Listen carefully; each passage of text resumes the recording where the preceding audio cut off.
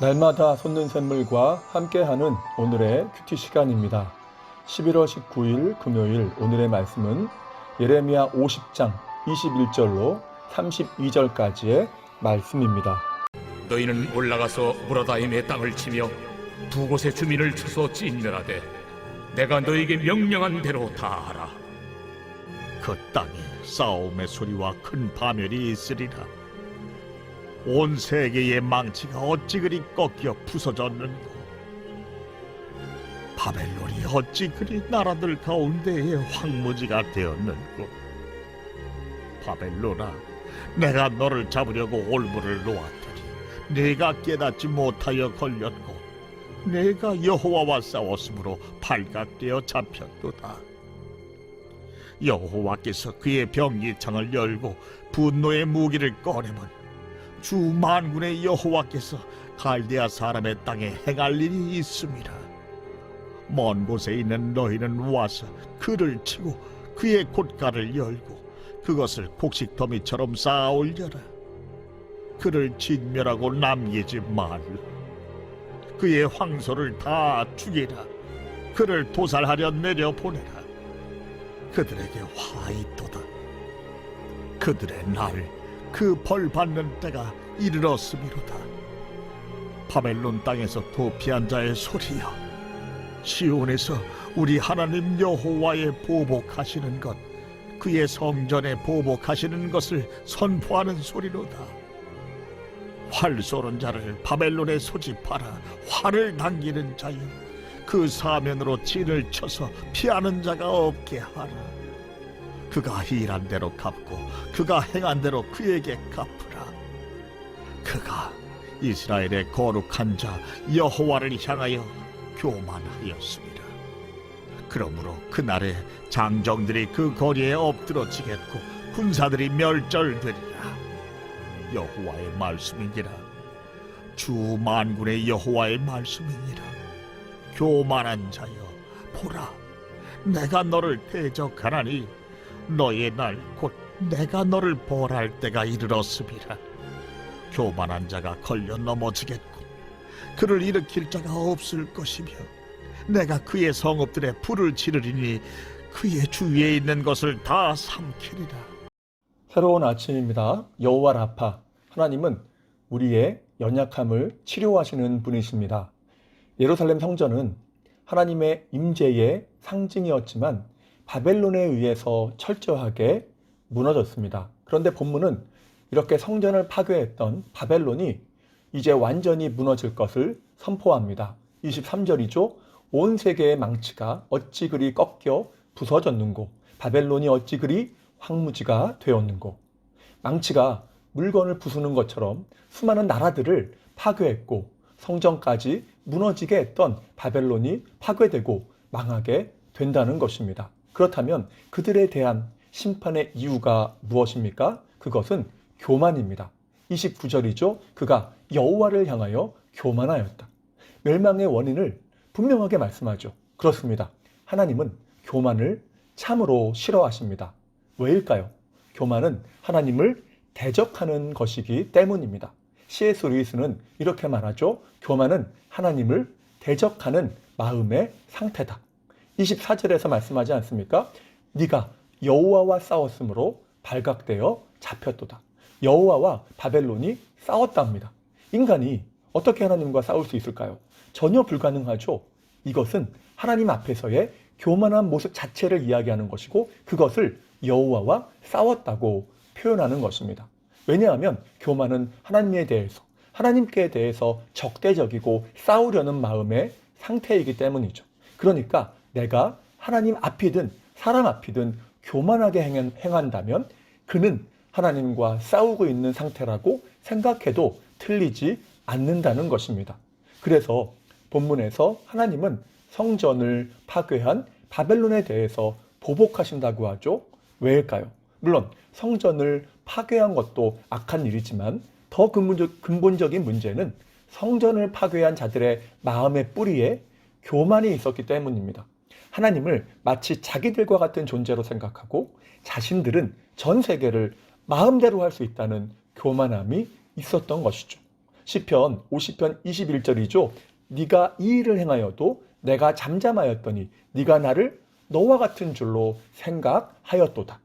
하나님의 심판의 도구였기 때문에 그들이 유다를 괴롭혀도 잠잠하셨고, 더구나 586년에는 성전을 완전히 파괴해도 잠잠히 계셨습니다. 그랬더니 자기들을 도구로 사용하신 하나님께 교만히 행했다는 것입니다. 그러면 이러한 교만에 대해서 하나님은 어떻게 하십니까? 25절이죠. 여호와께서 변기창을 열고 분노의 무기를 꺼내신다 말씀합니다. 교만에 대해 분노하실 뿐만 아니라 그들과 싸우신다는 거죠. 그렇다면 그 교만한 자의 결말은 너무나 자명한 것 아닙니까? 누가 하나님의 분노 앞에서 견딜 수가 있다는 말입니까? 두려움과 멸망밖에 없는 것이죠. 그래서 26절과 30절에 진멸, 멸절이라는 단어가 나오는 것입니다. 완전히 파괴되고 멸망이 임한다는 것이죠. 그렇다면 우리에게 가장 좋은 상황은 언제입니까? 하나님이 내 편이 되어주실 때, 그때가 가장 좋은 상황입니다. 물론 내가 재물, 지혜, 지식, 세상의 명예 많이 갖는 것 좋죠. 다 필요합니다. 그러나 하나님이 내 편이 아니라면 그것이 무슨 소용이 있겠습니까? 하지만 아무것도 없다 해도 하나님이 내 편이라면 거기에는 소망이 있는 것입니다. 왜냐하면 하나님이 세상의 모든 것을 결정하시기 때문입니다. 그렇다면 바벨론이 왜 교만하게 되었을까요? 그것은 자신들이 하나님의 섭리, 곧 일하심의 도구에 불과함을 몰랐기 때문입니다. 본문 23절을 보면 그들을 하나님의 손에 붙들린 망치라고 하죠. 그것을 그들이 몰랐던 것입니다. 그러니까 자신들이 대단한 자인 것처럼 교만해졌던 것이죠. 다니엘서 4장에서 느부갓네살 왕이 이 큰 바벨론은 내가 능력과 권세로 건설했다라고 했던 것처럼 지금 망치가, 그 도구가 스스로 자랑하는 것입니다. 그러니까 교만하게도 하나님의 임재의 상징인 성전을 겁없이 파괴하는 데까지 간 것이죠. 그렇습니다. 우리가 겸손하려고 한다면 하나님 앞에 있는 내가 누구인지를 알아야 합니다. 하나님 앞에 서 있는 나, 그게 진짜 나라는 것이죠. 그것은 망치처럼 하나님의 손에 들리지 않는다면 아무것도 할 수 없는 도구에 불과하다는 것이죠. 이것이 우리의 실존입니다. 사도행전 9장 15절에 보면 바울을 하나님의 택한 그릇이라고 합니다. 여기서 이 그릇을 NASB 영어 성경으로 보면 인스트루먼트라고 하죠. 쓰임받는 도구 또는 악기라는 것입니다. 여러분, 악기가 아무리 비싼들 주인이나 연주자가 연주하지 않는다면 스스로 소리를 낼 수 있습니까? 전혀 불가능하죠. 그렇게 우리는 악기에 불과한데도 스스로 소리를 낼 수 있다고 생각하는 사람들이 너무나 많은 것입니다. 내 능력과 지혜와 내 지식과 힘을 과신하는 것이죠. 본문의 표현대로 하면 망치가 내가 스스로 이랬다라고 자랑하는 것과 같다는 것이죠. 그 누가 망치가 스스로 이랬다고 하면 믿겠습니까? 안 믿는 것이죠. 그런데 우리는 스스로를 그렇게 믿을 때가 있는 것입니다. 그러나 우리는 주님의 은혜가 없다면 어떠한 소리도 낼 수 없는 악기와 같은 존재임을 기억해야 합니다. 그것을 기억한다면 우리는 결코 교만할 수 없겠죠. 그럼에도 교만하다면 하나님은 그를 반드시 심판하십니다. 택한 백성이 아니라면 쓰시던 망치, 바벨론을 버리신 것처럼 버리실 것입니다.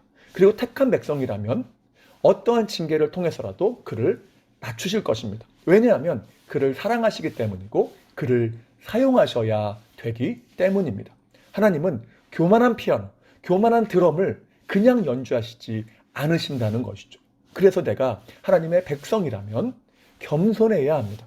그렇지 않으면 징계의 막대기로 징계하시지 않겠습니까? 그러면 우리는 아픈 것이죠. 왜냐하면 어떤 사람의 손이 맵다는 말을 많이 하지만 하나님의 손, 다시 말해서 그 능력과 힘은 가늠할 수 없을 정도가 아니겠습니까? 그래서 아픈 것이죠. 그래서 우리는 겸손한 것이 은혜요, 축복인 것입니다.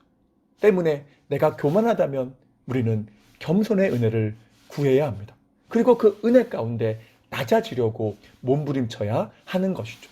하지만 교만은 근본적으로 하나님의 주권에 대한 불신을 담고 있습니다. 때문에 그들의 특징은 은혜를 구하는데 인색하다는 것입니다. 왜입니까? 내 능력과 힘으로 다 할 수 있다고 생각하기 때문이죠.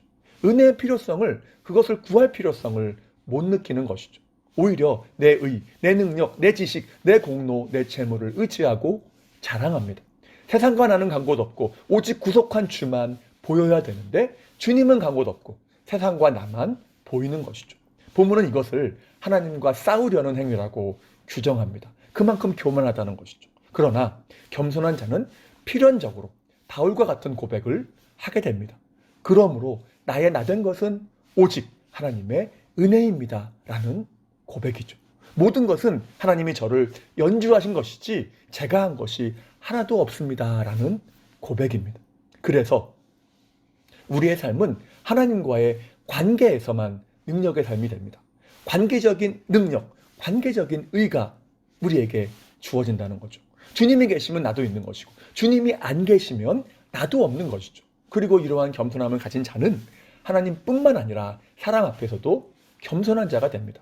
자기를 한없이 낮추는 것이죠. 왜냐하면 내가 한 것 중에 내 힘으로 한 것이 전혀 없음을 알기 때문입니다. 그리고 오직 주님만 찬양하고 자랑하는 자리까지 가게 되는 것이죠. 이러한 자에게 주시는 은혜가 무엇일까요? 주님께서 그의 편이 되어주시는 것입니다. 교만한 자에 대해서는 그를 대적하여 싸우시지만 겸손한 자에 대해서는 그를 위하여 싸우시는 것입니다. 그러면 당연히 능력의 삶이 될 수밖에 없는 거죠. 오병이어와 같이 나는 아무 힘이 없지만 주님의 손에 붙들리면 놀라운 역사를 이루는 삶이 되는 것입니다. 왜냐하면 주님이 그를 연주하실 것이고 그를 사용하실 것이기 때문입니다. 그러한 은혜가 오늘도 내일도 그 다음 날도 여러분의 삶에 충만하시기를 주님의 이름으로 축복합니다. 자, 그러면 다 같이 주기도문 하시고 주신 말씀을 붙잡고 간절하게 기도하도록 하겠습니다. 하늘에 계신 우리 아버지, 아버지의 이름을 거룩하게 하시며 아버지의 나라가 오게 하시며 아버지의 뜻이 하늘에서와 같이 땅에서도 이루어지게 하소서.